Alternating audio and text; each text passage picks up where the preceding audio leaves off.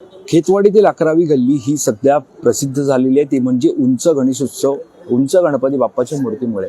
आणि या मूर्तीला भेट देण्यासाठी, गणपती बाप्पाचं दर्शन घेण्यासाठी मुंबईचे पालकमंत्री मंगलप्रभात लोढा या ठिकाणी दाखल झालेले आहेत। आपण त्यांच्याशी या ठिकाणी बातचीत जी आहे ती करणार आहोत। त्यांच्याशी आपण नेहमीच पाहतोय की गणेशोत्सव मंडळांमध्ये ते भेट देतात आणि त्यांच्याशी या ठिकाणी आता आपण बातचीत करणार आहोत। मंगलप्रभात लोढाजी, जाणून घ्यायला आवडेल, गणपती बाप्पाचं दर्शन तुम्ही आता या ठिकाणी घेतलेलं आहे, बाप्पा चरणी काय मागितलंय, काय सांगाल?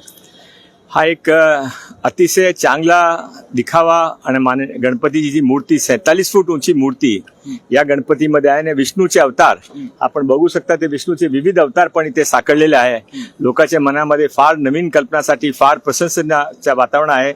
मी पण आता गणपती चरणामध्ये प्रार्थना केली आहे की खेतवाडीचे लोकांच्या, मुंबईच्या लोकांच्या आणि महाराष्ट्र लोकांच्या भला होऊ द्या, महाराष्ट्रामध्ये चांगलं शासन परत येऊ द्या, माननीय मोदीजीचं सुशासन सर्वांनी पाहिजे।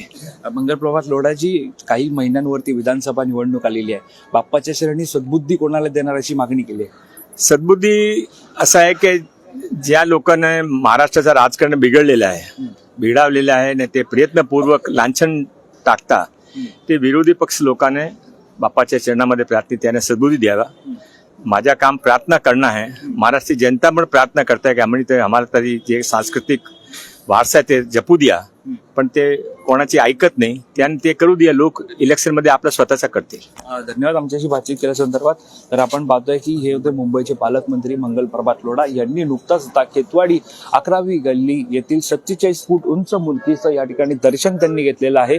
आणि दर्शन घेतल्याच्या नंतर त्यांनी सुद्धा जी विरोधक आहेत त्यांना सद्बुद्धी देण्याची मागणी जी आहे ती बाप्पाच्या चरणी त्यांनी केलेली आहे। त्यामुळे आगामी विधानसभा निवडणुकीमध्ये कशा प्रकारे मंगलप्रभात लोढा यांनी म्हटल्यानुसार मोदींच्या नेतृत्वाखाली महाराष्ट्रामध्ये भाजपचं सरकार, महायुतीचं सरकार येणार का, हे सुद्धा पाहणं महत्त्वाचं ठरणार आहे। कॅमेरा पर्सन अवधेश कोरीसह मी वैभव पाटील, मुंबई।